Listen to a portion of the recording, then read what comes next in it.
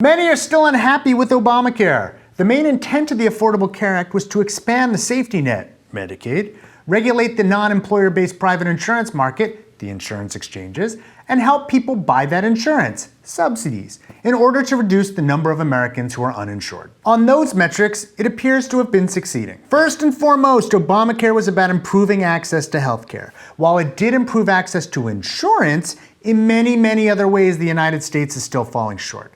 Things are likely to get worse before they get better. That's the topic of this week's Healthcare Triage.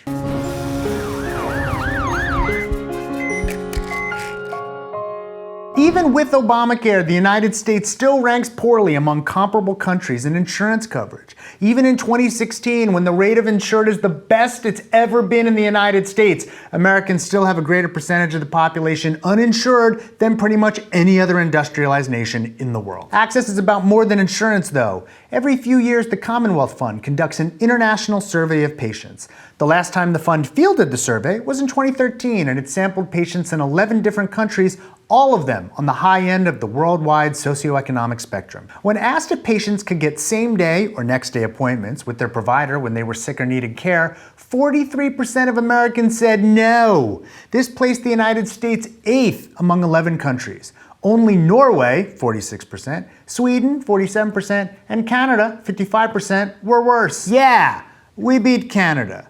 There's a reason that politicians always seem to reach into that bucket when they want to provide evidence of American healthcare exceptionalism.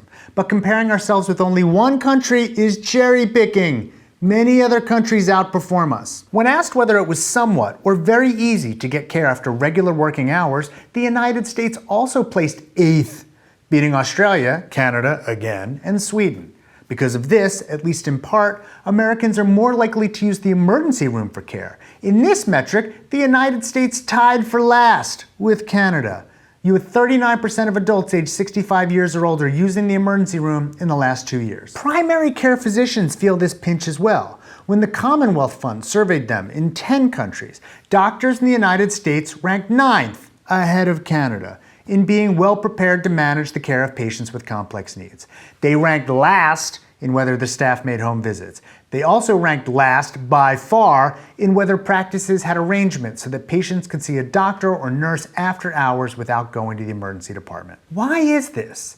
One of the reasons is manpower. The United States, for all its spending, has fewer general practitioners per population than any of these other countries. In 2013, America had half as many primary care physicians per 1,000 people as the next closest country, Sweden, and less than 1/5 the number in France. There's an element of supply and demand here. When you have too few primary care physicians, it won't be as easy for patients to see them. When you give more people insurance, the problem only gets worse when many new patients try to access the healthcare system. None of this should be taken as an argument against reducing the number of uninsured. When we keep one group, a relatively poorer one, out of the system in order to improve everyone else's access, we're rationing just by cost.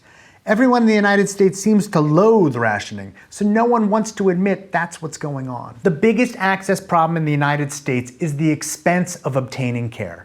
More than 1/3 of Americans said they did not fill a prescription they were given, did not visit the doctor they should have, or did not get the tests that were ordered because of the cost. The Commonwealth Fund used to break down this question by income. Then it was even more compelling. In its 2010 study, it turned out that the richer half of America was more likely to forego care because of cost than the poorer half of almost any other compared country.